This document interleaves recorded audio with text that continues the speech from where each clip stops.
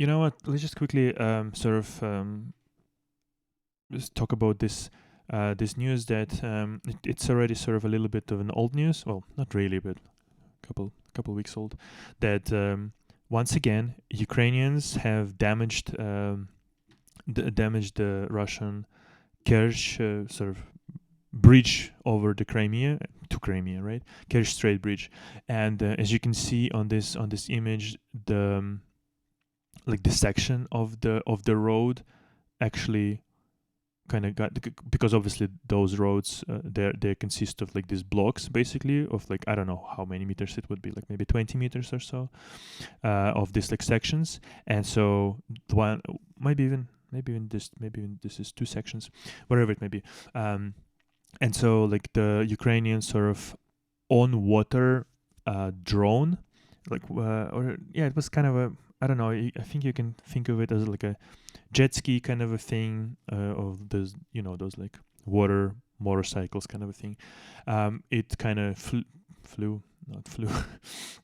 It what is the what do you do on water? What am I? Oh my god, I'm losing my mind. Sailed. Is it? Oh yeah, but it doesn't have sails. Anyway, whatever. It got to this on water underneath this section of the bridge, and it actually damaged it on the right section. But if you look closely, I don't know, can I like increase the image size of this thing? Yeah, I can. Okay. Yeah, you can see closely. If you can see closely, if you're looking at if you're just listening this, there is a YouTube video. Please check it out. This section is completely off the support structures, so it needs to be replaced.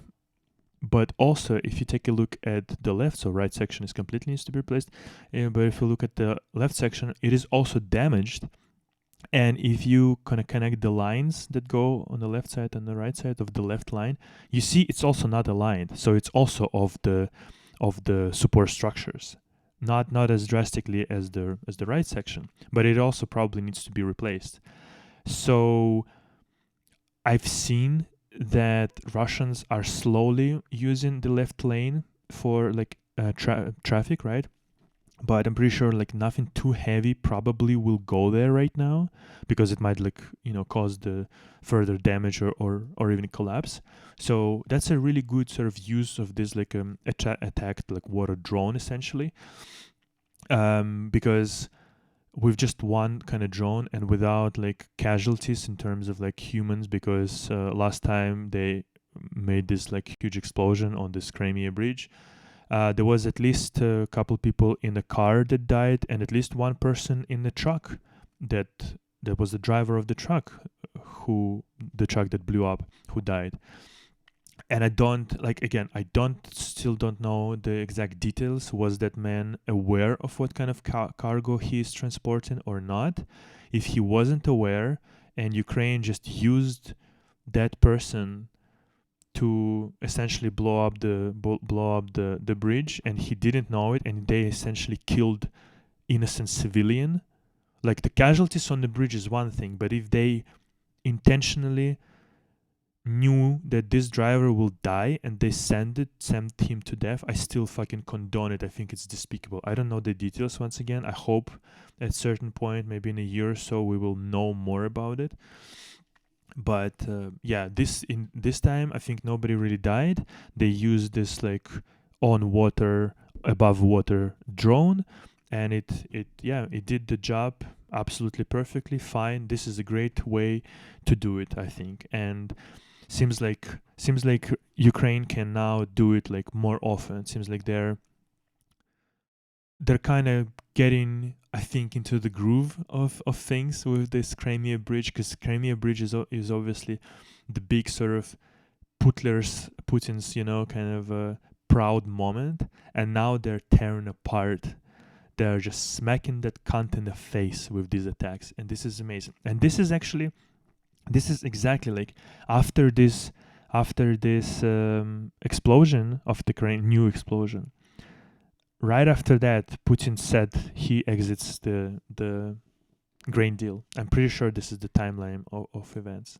So he got so pissed that he actually decided to close the grain deal. However, and this is something that I kind of wanted to quickly talk about the grain deal, because it's I don't like really understand, because the grain deal was essentially struck between Ukraine and Turkey, and then Turkey and Russia under sort of UN overseen, something like that. And frankly, I've heard that President of Ukraine said that essentially we can continue the deal without Russia, because it was Turkey who guaranteed us the safety of transporting the grain through the Black Sea. And what Turkey does with Russia is not our concern. And so now it's Turkey's problem.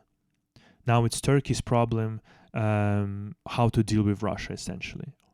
So we will see. Actually, we will actually see what Turkey can do, what Recep Erdogan,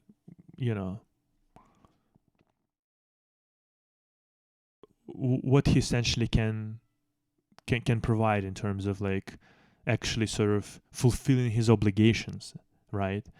But yeah, if not, Ukraine already said that essentially any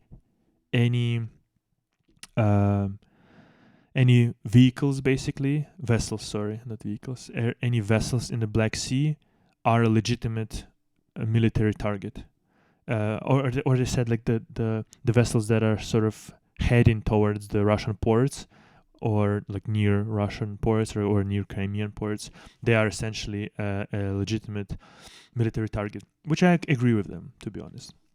So good on them. I think they're going to be fine, absolutely fine. Anyway, yeah, I just wanted to mention this because that was kind of a big news, 17th of July. Yeah, it would be a shame to not mention this.